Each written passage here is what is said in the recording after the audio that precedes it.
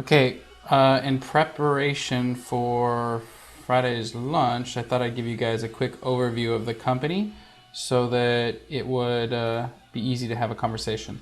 So, MyOutDesk, we're a virtual assistant company.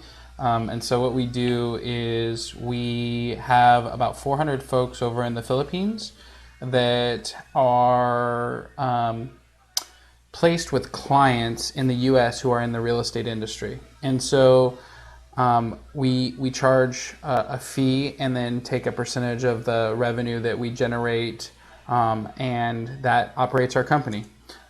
This is actually the folks that we had at our last ModCon, and so this is White Night. It's our first of a 3-day event. It's just a party and get together and hang out. When you're talking to clients who are interested in buying, it's always nice to hear from your current client set what they think the top tasks are. And so we've broken this down into administrative, marketing, and sales. And so you can kind of see the percentages of what our clients are currently using a virtual assistant for.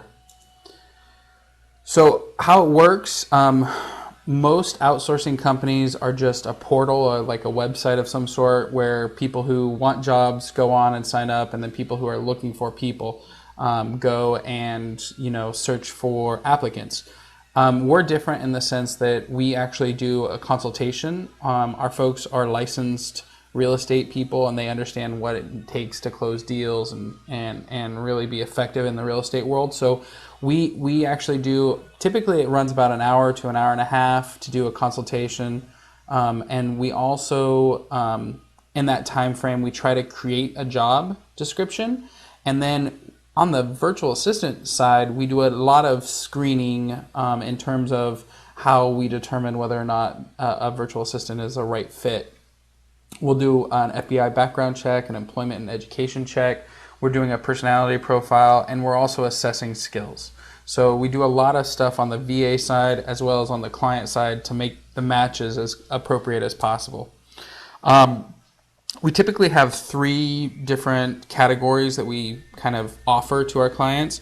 The first one is administrative support, which is like a transaction coordination or contract to close. And you can imagine this, that this is like either a buying side person, somebody help real estate people buy properties for their clients, or a listing side person, somebody to help them list a house. So that's an easy way of thinking of that. Then there's marketing support, whether it's creating flyers or doing social media, video delivery. Our virtual assistants can do a ton of the marketing tasks that every real estate agent should be doing. And then the last is an inside sales agent. And these are some great statistics about the average realtor. And what kills me is the 48% of salespeople never follow up with a prospect. And if you go to the bottom, 80% of sales are actually made on the 5th to 12th contact. And so the point here is that most realtors won't call leads or follow up with them or nurture them over time.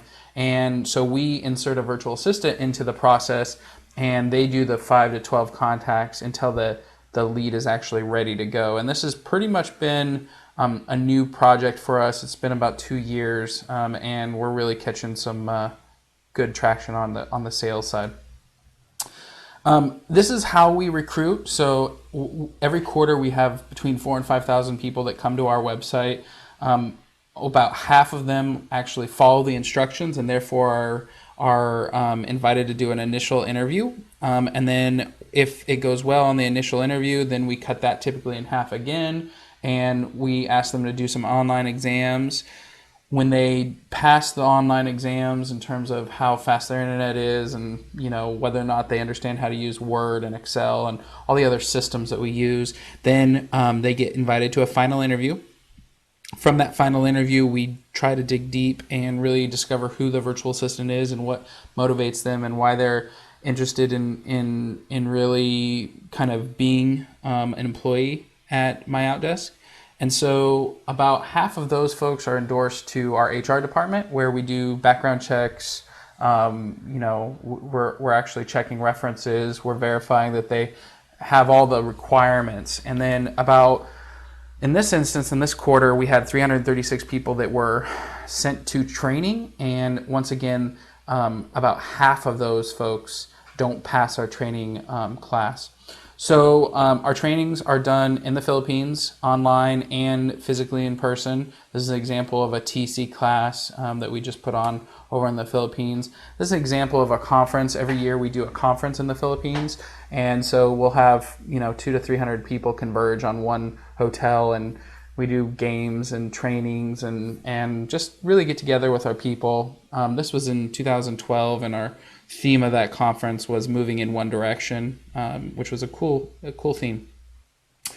This is from this year. We actually did a basketball tournament, and so that's my brother, doing his cool shot. Thought it would be appropriate. We travel over there 2 to 3 times every year just to try to keep in touch with our people and make sure that we're all, moving in one direction and doing well. Our plans are pretty simple. We have a $7.60, $8.60, and $9.60. We have a setup fee, which is $495. The setup fee really covers our operating cost of having a management team and having salespeople and salaries and all that. We actually only sell 2 different options: a full-time person or a part-time person. In the Philippines, we offer benefits like healthcare and vacation. We do 2 conferences a year. We have a VA coach and a client coach. So we're doing a lot of things to kind of keep our virtual assistants in the loop. And so I love to share this kind of statistic because this is what our clients say, whether we're good or bad or poor or fair. So it's just nice to know that 90% of our clients say that we're good or better. Actually 87% or so say that we're good or better. So close to 90. Some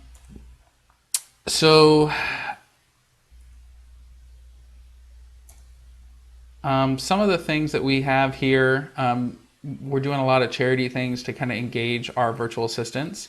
In this particular one, we fed a couple hundred old folks, people that don't have family to help take care of them or don't have a home. And so they are in a retirement community of some sort that is government sponsored. And wildly enough, food is such a difficult thing for the government to pay for these folks. So we did that. And then we also this year, we got to kind of do another charity thing with a bunch of kids. We had 400 kids come to this thing where we fed them and provided basics like toothpaste and toothbrush and all those kind of jazz. So that's really kind of the crux of what our company is. And I'm going to follow up with some more information about operations. Thank you.